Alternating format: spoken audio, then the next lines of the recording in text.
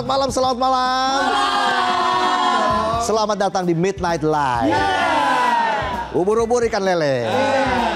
Hari ini episode 70, Le. Dan hari ini bintang tamu kita Cing Abdel. Kita juga punya Ladies Night. Komplit pokoknya.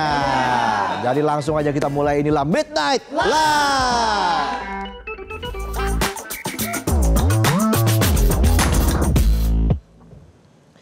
Kita mulai berita pertama ya. Berita pertama malam ini kita bahas nasib pekerja yang boncos gara-gara ongkos. Jadi setiap hari kita banget. Belum udah kita banget. Jadi setiap hari pekerja di Jabodetabek bangun pagi bukan buat lari. Aku ini pelari culture. Morning person banget kan. Tapi mereka bangun terus lari ngejar mimpi. Mimpinya bangun pagi, ngopi, sarapan lanjut kerja, terus kaya. Tapi realitanya belum ada matahari udah pergi. Mataharinya aja tarik selimut lagi. Masih ngantuk aku. Berangkat kerja bukannya kaya, malah makan biaya. Dapatnya cuma lelah. Lelah aku bang. Bangun subuh-subuh nyawa masih separoh. Langsung siap-siap berangkat kerja ke Jakarta. Yang rumahnya di Bogor, Depok, Bekasi, Tangerang. Udah bukan tinggal di pinggiran kota tapi pinggiran emosi. Kepleset dikit langsung depresi. Bayangin berangkat kerja naik KRL dari Bogor, parkir motor 5.000, tiket PP 10.000, ojol PP bisa sampai 40.000. Belum jajan roti sobek. Total 50 ribuan. Rotinya kagak sobek, dompetnya kecekek. Belum juga kerja, saldo udah tipis kayak alis palsu. Jadi salah kan tuh. Kayak alis palsu habis kena hujan. Luntur meleyot. Tiba-tiba kok alis gue di hidung. Yang berangkat kerja dari Depok juga nggak kalah greget. Naik LRT dari Harjamukti ke Duku Atas PP 40.000. Lanjut ojol PP 40.000. Total 80.000 sehari. Cuma buat bilang selamat pagi bos. Bukannya dapat senyum, bosnya malah bilang kerjaan kemarin udah direvisi belum? Kamu itu kerja yang keras ya, yang semangat ya, biar saya bisa punya ani-ani. Ujungnya pagi-pagi emosi. Kalau dihitung sebulan bisa 1,6 juta cuma buat jalan ke kantor. Cuma buat ongkos. Belum makan, belum pulsa, belum cicilan, belum cemilan buat nemenin gibah. Gibahin ani-aninya bos. Bisa aja saya. Kalau tadi naik transportasi umum, buat yang naik kendaraan pribadi sama aja nggak untung. Dan cuma cocok buat yang sabarnya level biksu. Digigit nyamuk aja nggak ditepok tuh nyamuk. Dari Bogor lewat tol Jagorawi PP 38.000, BBM seminggu 300.000. Sebulan 2 juta lebih. Belum ban bocor, belum dimarahin bini karena dompet kering. Belum termasuk kopi, air mineral buat nemenin macet. Lagi macet dengerin mobil lewat pakai totot. Tat.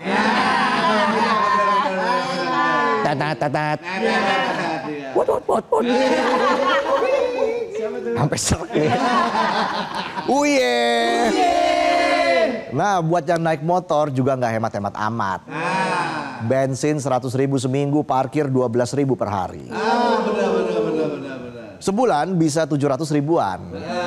Itu belum biaya pijet dan biaya obat masuk angin. Encok ya. Apalagi di usia segini kan ya rematik lah ya. Udah jalan gak rata, bolong-bolong, kena hujan, punggung kram, perut kembung, mata kedip-kedip, kelilipan knalpot. Efek ongkos ngantor yang bikin boncos juga berdampak ke soal gizi. Karena banyak pekerja yang ngirit dimakan biar gaji cukup buat berangkat kerja. Akhirnya sarapan cuma ngopi doang. Makan siang bawa bekal nasi putih, lauknya nunggu belas kasihan atasan. Makan malam minum air galon kantor.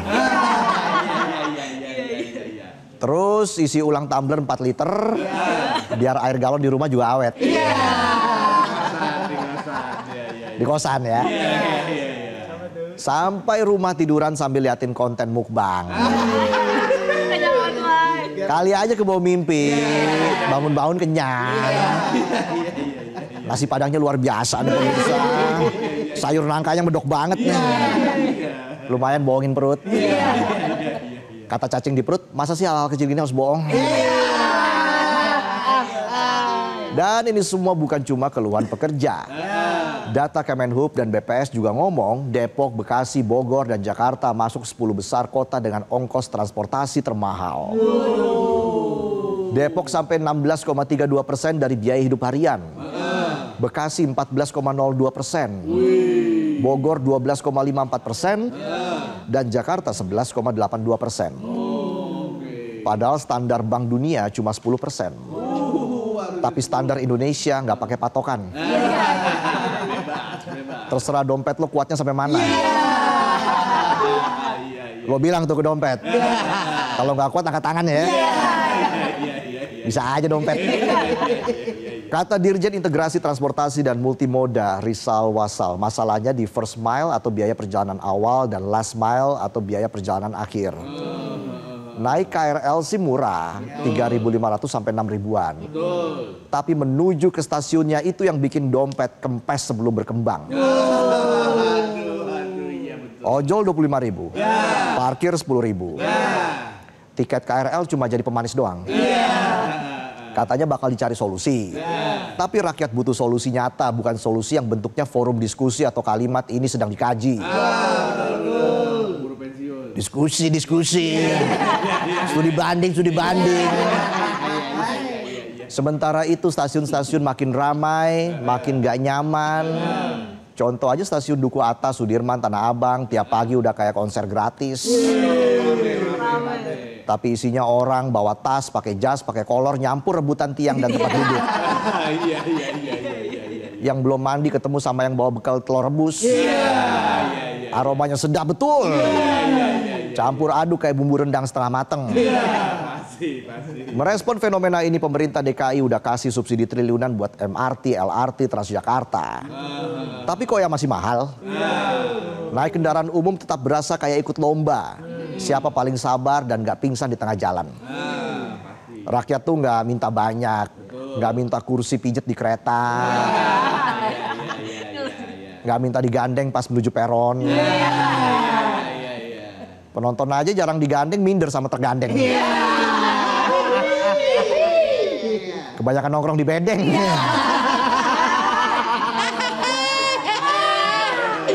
Pekerja cuma pengen ongkos murah, perjalanan nyaman.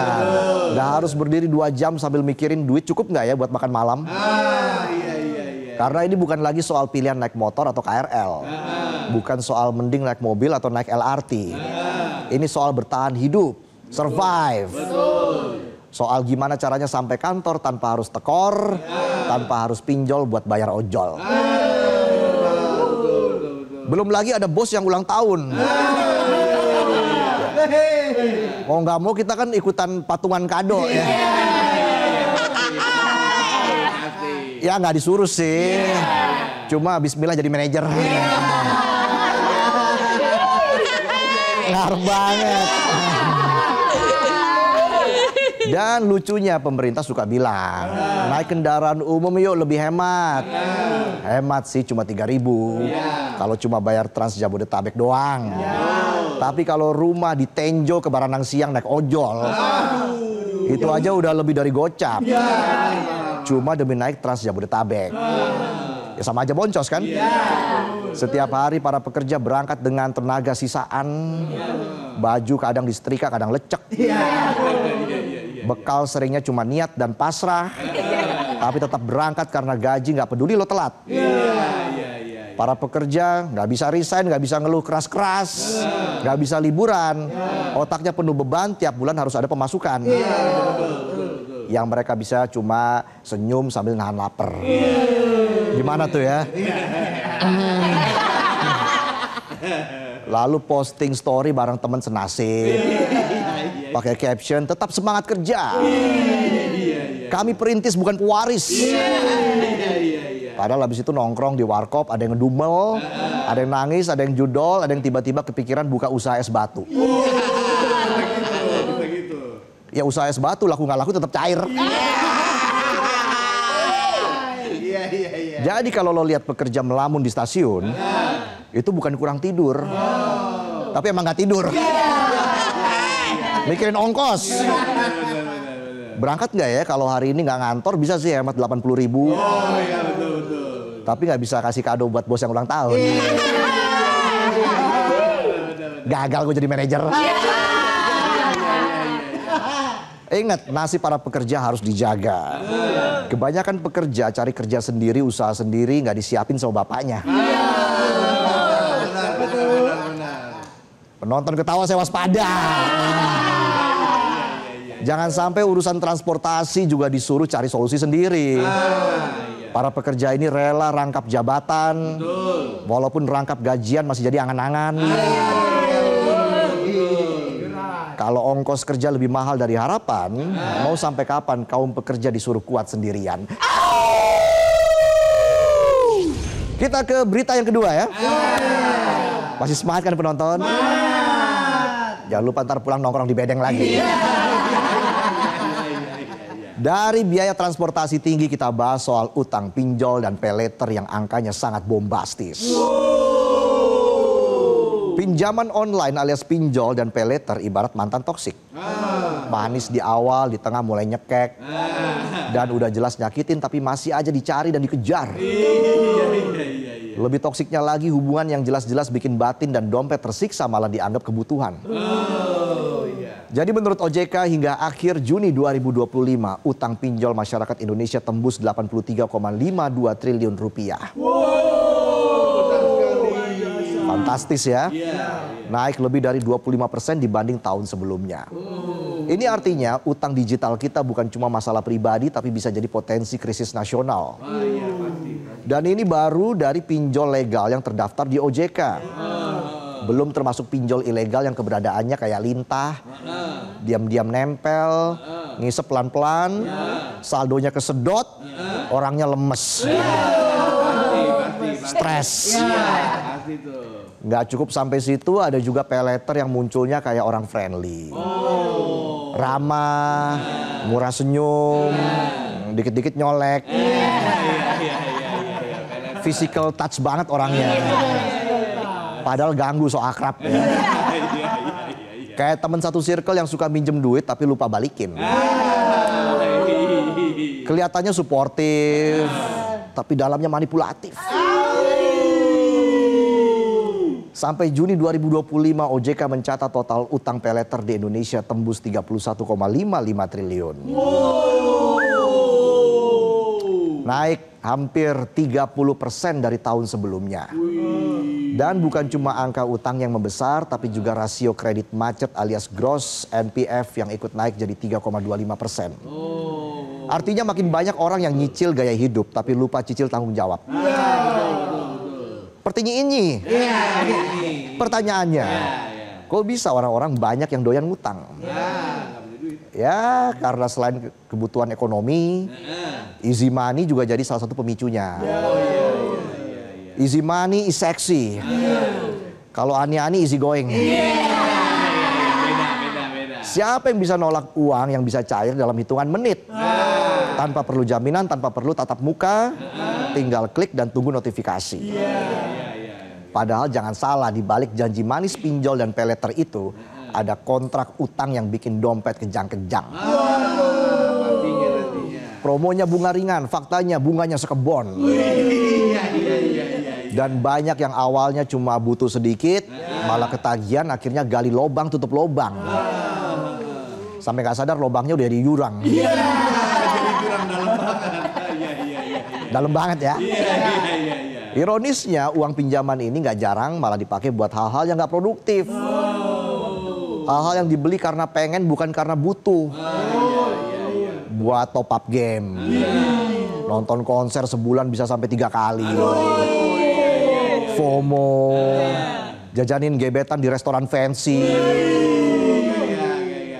Beli raket pedal Gucci. Demi validasi utang sana sini. Padahal aslinya buat makan aja masih ngandelin nasi kotak arisan atau undangan kondangan. Boleh juga direndang. Pokoknya yang penting gaya, urusan bayar belakangan. Kalau misalnya dana pinjol dipakai buat modal usaha, ya masih bisa dimaklumi. Setidaknya ada harapan untuk balik modal dan bisa lunasin utang. Tapi kalau pinjol habis buat ngikutin gaya, apalagi buat cari petir Zeus. Ya, Amsyong Zong. Ya nggak penonton. Jeder. Ya, skater palsu. Selama masyarakat masih mikir urusan besok dipikir besok, utang digital bakal makin banyak. Dan semakin mudahnya akses masyarakat terhadap easy money, bisa jadi daya tahan ekonomi rakyat semakin hancur dari dalam.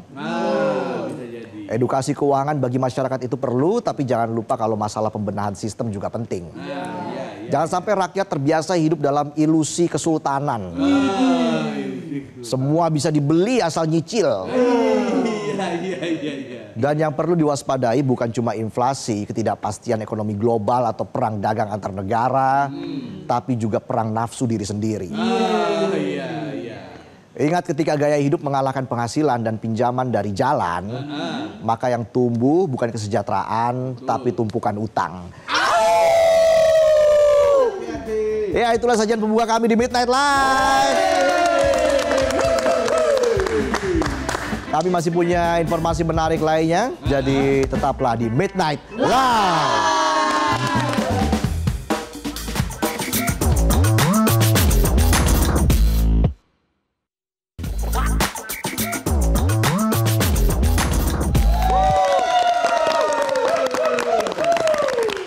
Kembali lagi di Midnight Live. Auman yang mana suaranya?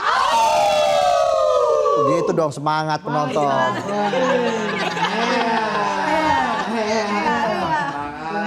Kenapa lemes, kurang semangat pakai helm lagi? Ini kan saya ngakalin ongkos, naik motor aja kayak biar irit. Irit sih, masuk angin. Gimana solusinya? Soalnya kalau udah malam susah juga nyari transportasi umum. Sementara duit juga pas-pasan. Jadi saya mikir naik motor irit kali ya. Motor listrik saya. Oh ya? Iya, kalau habis kan tinggal bawa power bank. Baru tahu gue lu punya motor listrik. Ceritanya aja. Baru dibeliin mertua nih? Iya, alhamdulillah. Wih. Dia senang kan, foto saya masuk di sosmed. Nah, jadi wah, foto saya masuk sosmed nih, tolong beliin motor dong. Oh, nah, di DP-in. Iya. Tapi poster hari ini kayaknya lu cuma ngintip-ngintip doang tuh, kenapa? Iya. Karena saya tadi mikir nyampe nggak nih? Akhirnya nyampe. Jelek banget sih. Pakai helm, copot ya? Copot, pasang terus sampai acara selesai, pasang terus. Kalau copot botaknya kelihatan. Jadi dilema nih. Iya. Kenapa mulai banyak pikiran, stres atau gimana? Enggak. Banyak make up. Sebelumnya jarang di make up ya? Jarang make up. Make up terakhir saya di make up pas kawinan doang. Akhirnya saat ini kan 70 episode make up terus. Wah. Iya. Tinggal rambut aja nanti ya gampang lah. Ya mudah-mudahan ada kan perawatan. Banyak wig lah ya. Oh, pakai wig jangan dong. Saya pengen numbu alami. Oke. Saya kemarin pakai obat kan. Olesin katanya biar numbu. Sini. Numbunya di sini. Aja ada ya. Coba buka helmnya. Buka nih. Iya. Iya. Gampang. Bagus tuh, rapi tuh. Ya. Kan ada make up tadi. Iya. Yang ngeblow rapi nih hari Rapi ini. Pak hari ini. Thank you. Mantap, memang anak saya kan mertua nih. Oke, kita baca berita. Oke. Ada berita apa nih Tong yang pertama? Kali ini tentang dari dunia hewan ya. Iya. Ada rencana pendirian peternakan babi di Jepara bikin geger. Bukan karena babinya kabur ke sawah, tapi karena wacana ini langsung ditolak rame-rame. Sedangkan di Bandung Zoo bukan cuma hewan yang ribut, pengelolanya juga. Keributan terjadi dari dua kubu, yakni manajemen lama dan juga manajemen baru yang adu klaim siapa yang paling sah mengelola kebun binatang legendaris di Bandung tersebut. Ini liputannya nih. Warga Pati mendadak ramai-ramai piknik ke depan kantor Bupati. Bukan untuk cari angin, tapi untuk protes kenaikan pajak yang naiknya nggak tanggung-tanggung bro, 250%, kacau. Ini mah bukan naik, tapi loncat, kacau lagi kacau. Saking semangatnya, bantuan dan donasi buat aksi demo terus berdatangan. Mulai dari makanan, air minum, sampai kopi saset, buat jaga stamina biar teriaknya lebih kencang. Setelah posko aksi sempat dibubarkan kemarin, bukannya surut, protes malah tambah rame. Warga yang biasanya protes di grup WhatsApp sekarang turun langsung ke jalan. Dengan semangat gotong royong dan spanduk penuh kreativitas, mereka berharap kenaikan pajak ini bisa ditinjau ulang. Soalnya kalau pajak naik segitu, rakyat kecil bisa-bisa cuman bisa bayar pakai doa dan harapan. Rencana didirikan peternakan babi di Jepara bikin geger, bukan karena babinya kabur ke sawah, tapi karena wacana ini langsung ditolak rame-rame. Mulai dari Majelis Ulama Indonesia, PCNU, sampai Bupati Jepara sendiri ikut angkat suara. MUI bahkan sudah resmi mengeluarkan fatwa haram, yang intinya babi itu najis dan haram. Bukan cuma di piring, tapi juga di kandang, apalagi kalau dibisnisin. Padahal si calon investor udah datang dengan berbagai janji manis seperti retribusi ratusan miliar, bangunan infrastruktur, dan beli jagung petani. Loh, kenapa jagung petani? Oh, ternyata buat pakan babinya. Tapi Bupati Witiarso Utomo langsung pasang rem. Beliau janji nggak bakal ambil keputusan sepihak. Pemerintah pun sedang cari ide untuk usaha lain yang bisa mendatangkan cuan tanpa bikin masyarakat geleng-geleng kepala sambil istighfar. Di Bandung Zoo bukan cuma hewan yang ribut, pengelolanya juga. Dua kubu lagi, manajemen lama dan manajemen baru.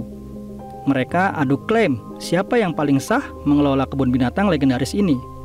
Suasananya tegang, mirip dua kelompok singa yang berebut wilayah kekuasaan. Manajemen baru bilang mereka hanya ingin mengamankan aset pemerintah kota. Tapi manajemen yang lama nggak mau kalah juga. Masih ngotot ingin pegang kendali, mungkin takut kehilangan kandang kekuasaan. Masalah ini sudah resmi masuk ke ranah hukum, bukan ke kandang beruang. Beruang? Dua orang dari manajemen lama bahkan sudah berstatus terdakwa karena diduga memperkaya diri sendiri. Bukan memberi makan hewan, tapi dompet sendiri yang kenyang duluan. Sementara itu, Bandung Zoo yang harusnya jadi tempat edukasi dan hiburan, malah jadi ajang drama perebutan takhta. Semoga sidang lebih cepat dari kura-kura jalan ya.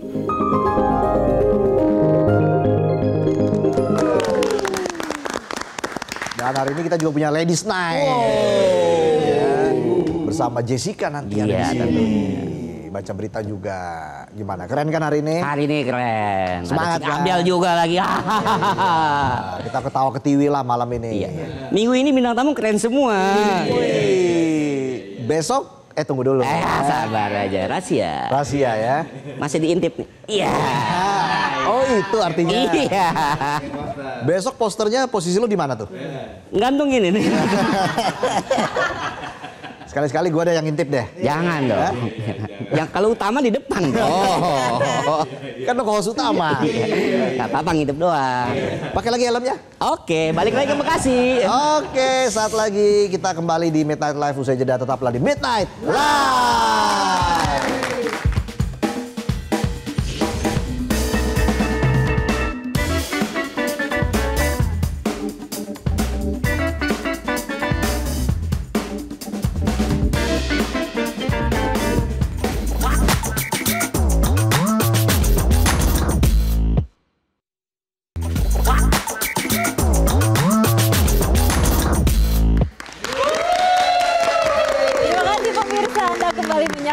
Midnight Live, tapi kali ini bersama saya Jessica Wulandari dalam segmen Ladies Night.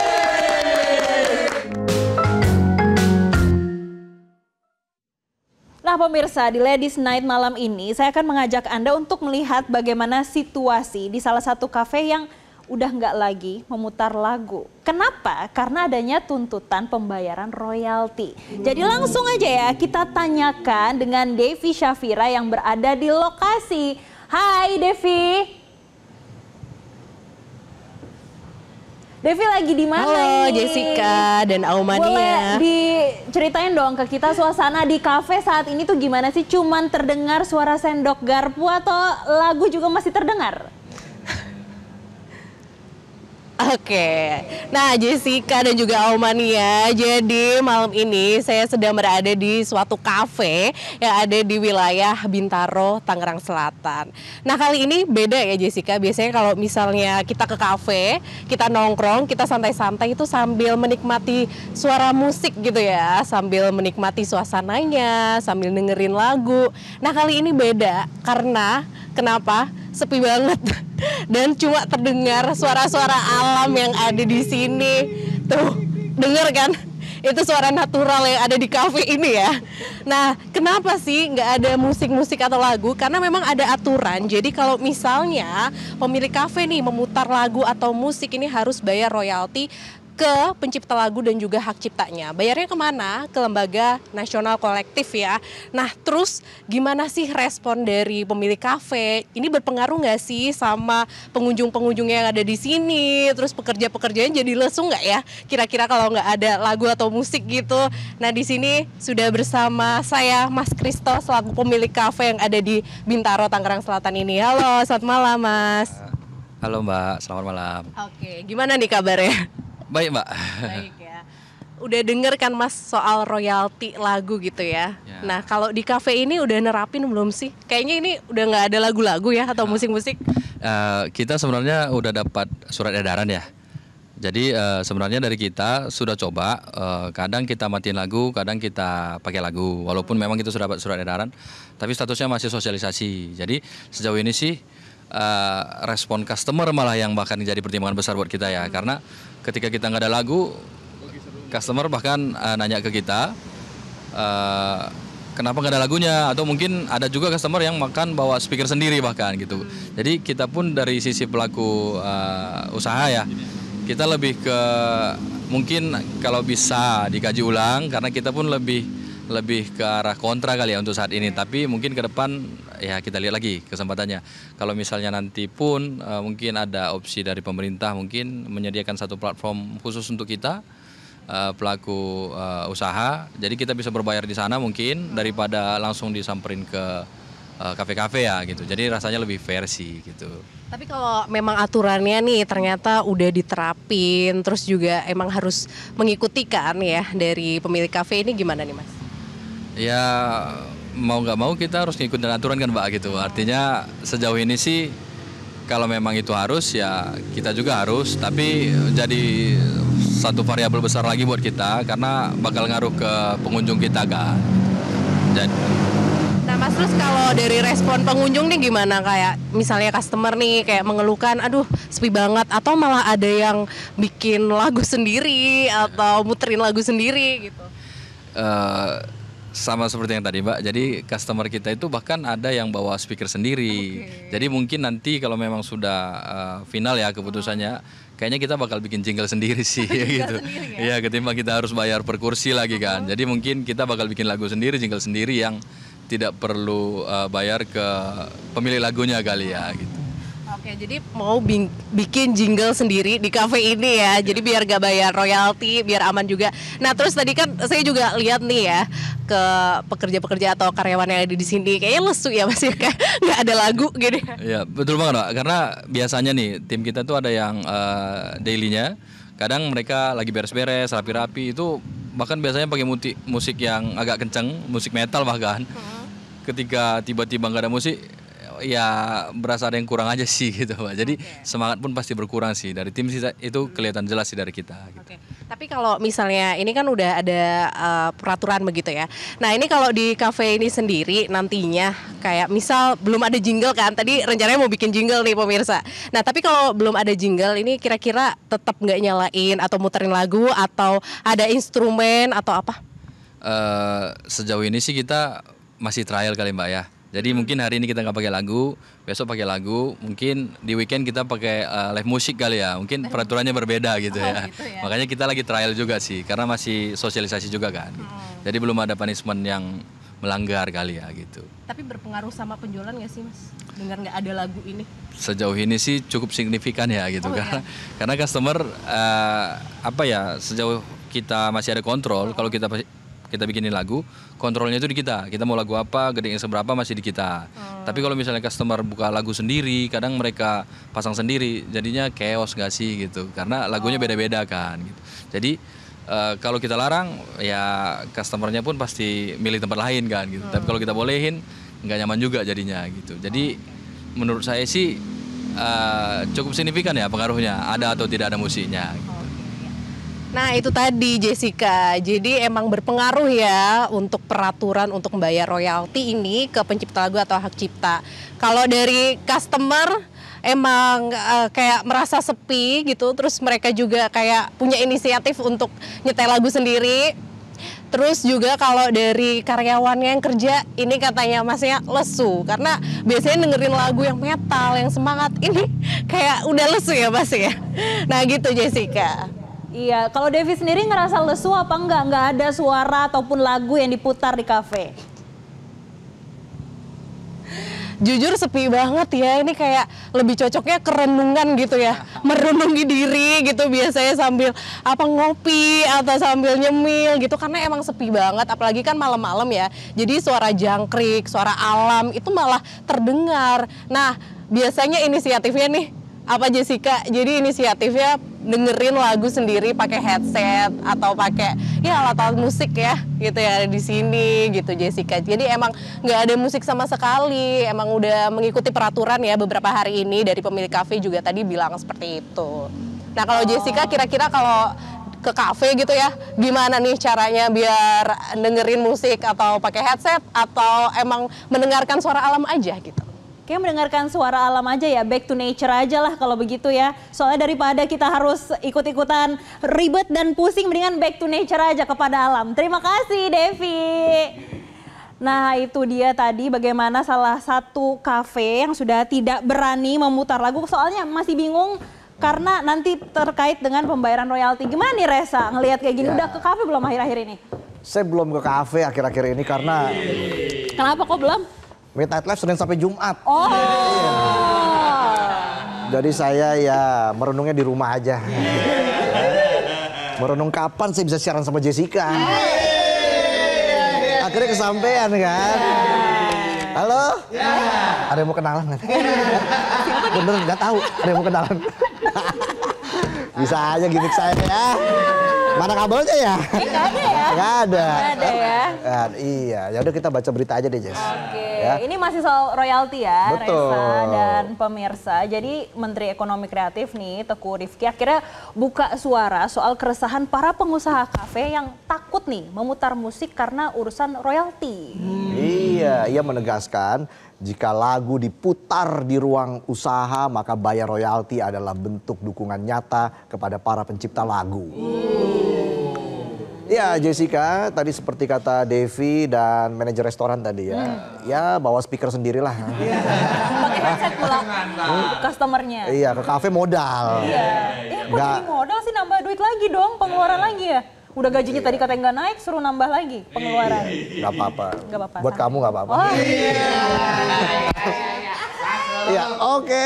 Hal ini diungkapkan Teguh Rifki usai menghadiri sidang kabinet paripurna di Istana Kepresidenan pada Rabu sore.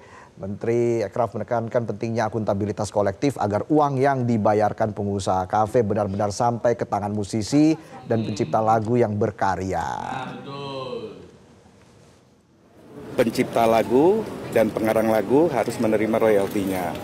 Tapi di sisi lain yang menggunakan juga harus ada kebijakan yang fair untuk mereka.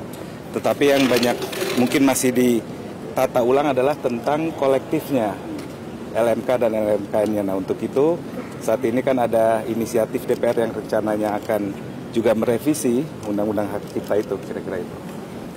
Ya sebetulnya kalau kita memang menggunakan ya sebaiknya kan kita bayarkan, tetapi yang harus dipastikan adalah akuntabilitas dari kolektifnya sehingga nyampe kepada para yang berhak.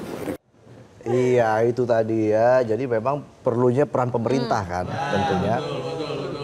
Karena kalau kita ke kafe itu kan kita pesen Americano, simpenan yes. Gimana apa sih? Gimana? Bukan gitu. Bukan gimana?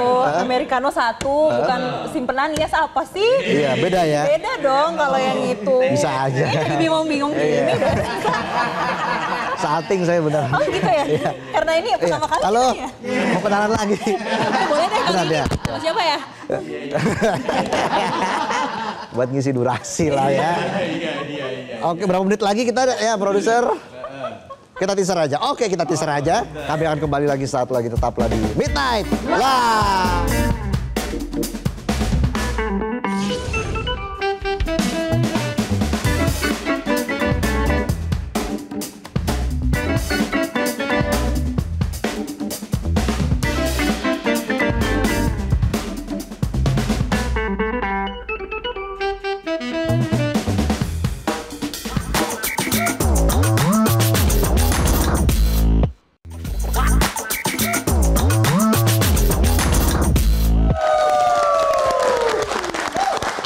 Kembali lagi di Midnight Live. Aumania mana suaranya?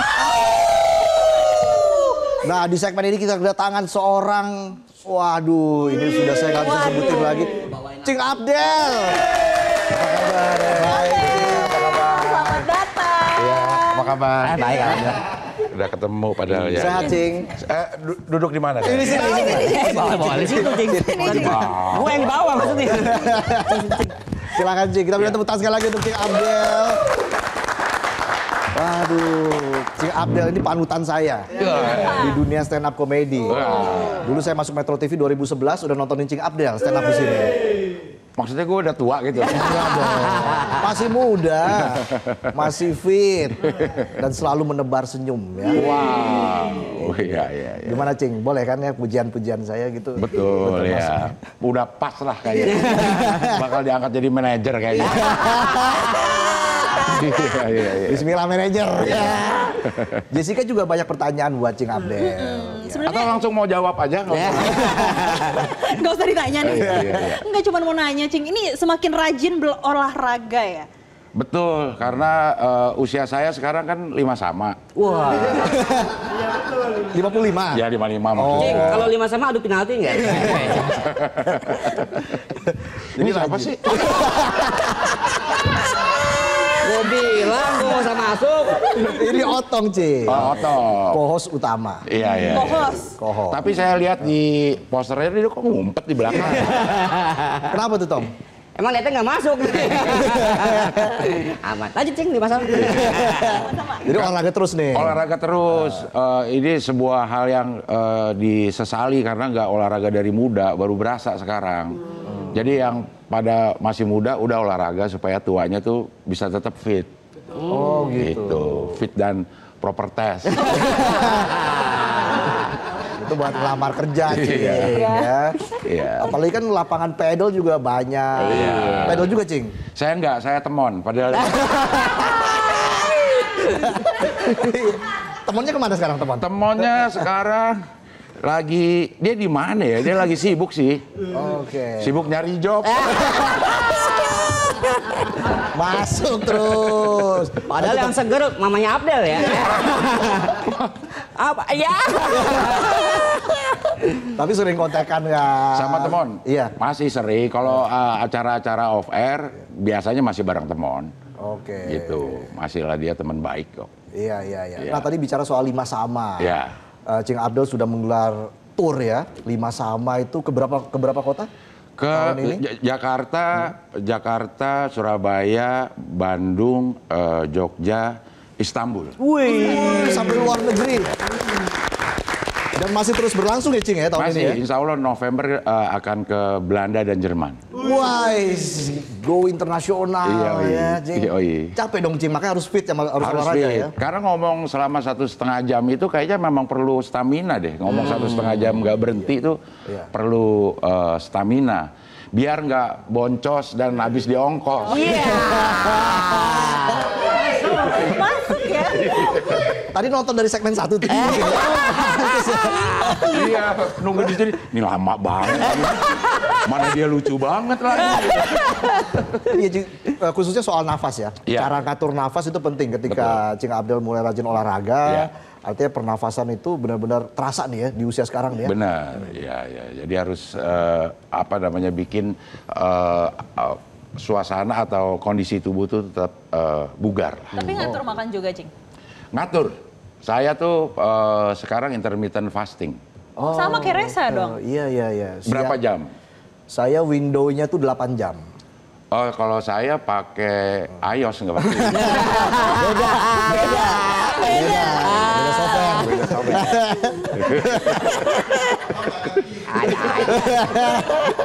Pakai jam tangan ini dong yang kekinian. Iya, saya pakai jam tangan untuk menghitung langkah. Jadi sekarang sama jam tuh cerewet nih. Jam kalau kita berhenti sedikit tuh, ayo gerak gitu kan. Tapi kenapa jam ngitung langkah di tangan ya? Harusnya kan di kaki. Itu mah hitung lenggang. Oh iya, bener juga. Masukan buat jam ya. Iya. Masukan buat jam. Oke, nah saat menggelar tour gitu kan, 5 Sama, gimana tanggapan dari audiens sejauh ini, Cing Abdel? Kalau selama masih ada yang ketawa sih gue seneng-seneng aja ya. Pasti ketawa lah, lucu banget. Saya kan kenal Cing Abdel di Stand Up Fest kemarin. Baru ketemu di Stand Up Fest, lucu banget, pecah. Saya enggak? Percaya dong. Percaya lah, Cing. Pokoknya kalau masih bisa bikin ketawa seneng lah. Karena memang sebagai seorang pelawak pasti, mungkin kalau penyanyi seneng dapat orang yang sing along, tepuk tangan. Nah kalau pelawak tuh seneng kalau apa yang kita omongin bisa bikin orang ketawa dan itu jadi energi buat kita. Gitu. Iya. Nah satu hal juga yang saya amati dari Cing Abdel ini, outfitnya selalu kece. Sampai konsultasi ke Indra Jegel. Dia fashion guru tak. Karena menurut dia tuh gitu. Oh gitu. Kayaknya tak deh Cing gitu. Iya. Jadi masukannya hari ini apa aja tuh? Hari ini katanya baju saya udah mulai kegedean satu size, jadi tolong diturunin satu size. Oke. Karena kan saya sekarang pakai XL. Mau ngelawak provider nggak boleh. Jangan. Bukan sponsor sih. Iya. Maunya ke situ nyambungnya ya. Iya. Bener. Jadi turun ke L maksudnya. Lurus jadinya tuh. Iya, apa? Aduh, terlalu banyak aturan. Sesuai tagline kita, lucu nggak lucu yang penting aman. Nah, Cing Abdel juga dari dulu sih sering nyanyi ya. Bareng Abdel Temon juga kan sering nyanyi. Lalu stand up juga sering bawa gitar, nyanyi dan sebagainya. Sejak kapan hobi nyanyi, Cing? Saya sejak dulu memang cita-cita saya jadi musisi sebenarnya. Pengen jadi musisi, tapi kayaknya skill tidak tidak mumpuni, jadi nggak bisa. Skill nggak mumpuni. Iya, tapi main gitar dulu, gitaran. Iya, saya itu gitaris tongkrongan. Artinya kalau lagi nongkrong disuruh main gitar, tapi kalau manggung nggak diajak. Beda cerita itu. Iya. Dan Cing Abdel mengeluarkan single terbaru. Judulnya Nilai Buku. Nilai buku dari isi. Dari isi. Karena kita nggak bisa menilai buku tuh dari sampulnya. Don't judge a book by its cover. Kalau sampulnya jelek, dalamnya belum tentu bagus. Sama aja. Nilai buku dari isi. Dari isi. Kenapa harus menilai buku dari isi? Karena di usia-usia sekarang ini, itu memang ngelihat sesuatu itu nggak boleh luarnya aja lah. Gitu. Kadang apa yang kita lihat, kayaknya hidup itu orang enak banget gitu kalau ngeliat ya. Begitu kita selidiki lebih dalam, ternyata emang enak gitu. Iya. Dipatahin terus soalnya. Iya. Tapi di medsos kan memang begitu kan kalau kita lihat banyak yang flexing. Wah, enak banget nih hidupnya. Betul, karena di medsos itu kita ingin menampilkan apa yang kita ingin orang lain lihat tentang kita.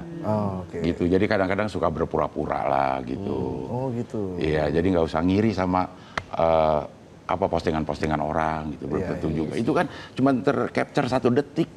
23 jam 59 menit 59 detik lainnya kita nggak tahu. Detail banget. Suka salut sama diri sendiri. Jadi tadi nilai buku dari isinya gimana tadi? Iya, lupa. Nilai buku dari isi, jadi nggak usah ngelihat sesuatu itu dari tampilan luarnya. Kadang-kadang memang intinya itu yang harus kita jadi fokus yang lebih penting itu kita lihat isinya. Iya. Nggak tahu sih yang nyiptain bukan gua sih. Tapi ini udah ada video klipnya ya? Ada. Video klip termahal itu karena di 5 negara. Persiapannya panjang berarti ini. Yo itu. Ini berarti awalnya di-tag di? Itu di Lucerne, Swiss. Jauh banget. Jauh ya. Iya. Modal sendiri tuh. Ini siapa sih, Cing? Nggak kenal juga dia. Ah, ini nih, lihat tuh. Wih. Ini di Brunnen.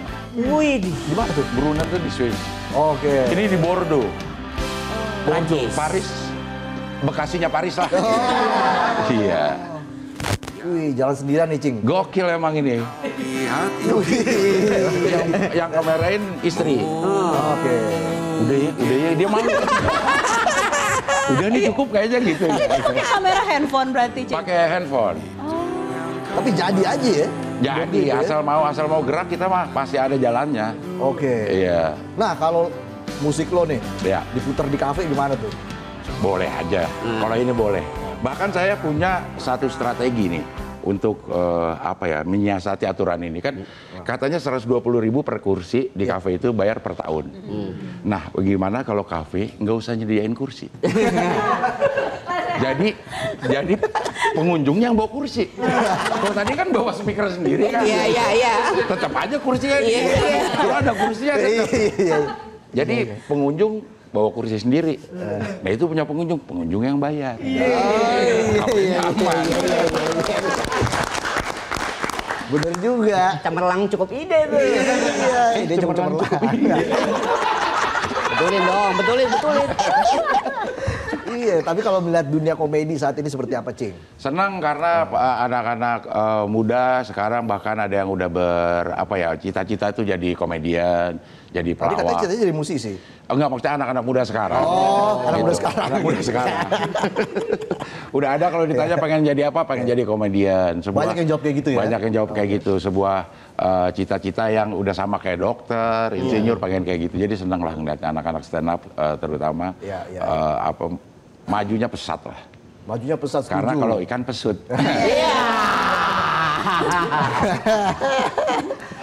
Enggak, aku udah jadi. Saya sampai mikir. Susah ngimangin Cing Abdel.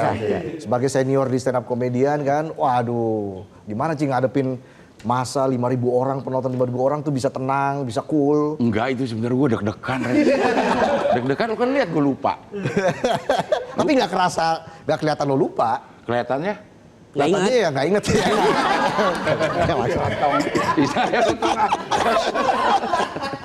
Selalu ada deg-degan setiap kita mau tampil, mau perform itu selalu ada deg-degan. Kata orang malah kalau misalnya kita nggak ada deg-degan, nggak ada nervous itu bahaya karena kita udah mulai menganggap enteng sebuah panggung. Nah itu nggak boleh katanya. Oke. Jadi harus ada deg-degannya, harus ada nervousnya dan itu dirubah jadi energi yang positif begitu sampai di atas panggung katanya ya.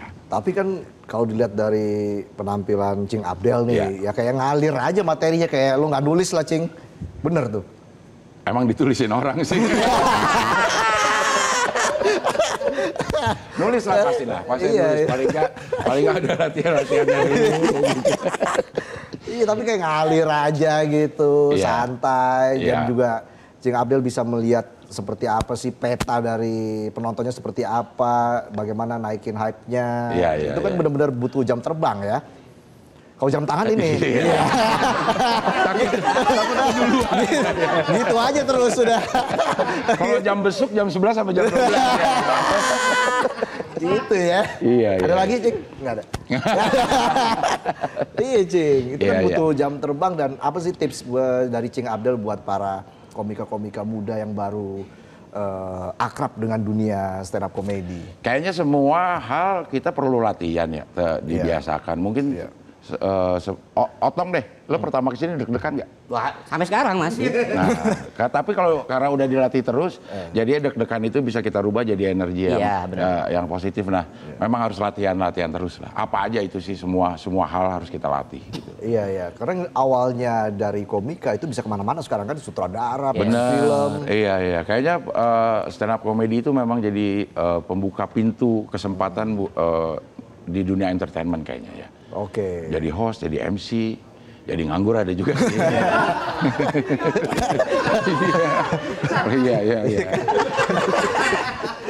Jangan sampai lah, kasihan juga ya. Iya. Karena kan juga kita pengen melihat dunia komedi di Indonesia maju terus ya, Cing ya. Apalagi Cing Abdel juga punya podcast macam-macam loh, Cing Abdel nih. Iya. Udah keliling dunia, sibuk dengan podcast. Apa aja lah sekarang, yang penting bergerak. Wis, itu dia. Kita nggak pernah tahu kapan persilangan takdir kita itu dipertemukan sama orang yang membutuhkan kita. Masih ada sisa mama dedenya ya. Iya. Benar juga ya. Benar juga. Tapi gimana, Cing, ketika misalnya dihadapkan dengan situasi sketsa? Ya. Kita kan kayaknya melihat sekarang grup lawak tuh mulai berkurang ya. Ya. Bagaimana Cing Abdel melihat ini? Apakah memang dunia stand up yang semakin maju atau seperti apa, Cing? Sebenarnya kalau dibilang grup lawak udah berkurang, mungkin secara grup memang sedikit ya. Oke. Tapi format melawaknya juga sekarang anak-anak stand up udah mulai bergrup tuh, kayak Agak Lain, GJLS, ada beberapa podcast yang bertiga, berempat. Sebenarnya udah mulai formatnya udah mulai kembali lagi ke lawak grup gitu. Tapi mungkin secara grup yang kurang, tapi format melawak grup sekarang udah mulai ada lagi gitu. Oke, sukses terus buat Cing Abdel. Pokoknya kita kasih tepuk tangan untuk Cing Abdel. Dan sukses untuk singlenya ya, Cing ya. Iya. Udah bisa didengar di mana-mana. Bisa di-download, dan kalau ke kafe sekarang tinggal bawa kursi aja. Biasanya iya bener, bawa kursi ya. Sambil, tadi ada yang bilang bawa speaker. Speaker dengerin lagu Cing Abdel. Gitu. Oke, kalau gitu kita tutup Midnight Live hari ini. Terima kasih Cing Abdel sudah bergabung di Midnight Live. Sehat selalu Cing Abdel. Terus nge-gym, dan kita akan kembali lagi besok. Jadi terima kasih penonton ya, sudah hadir di sini, dan kita ketemu lagi besok di Midnight Live.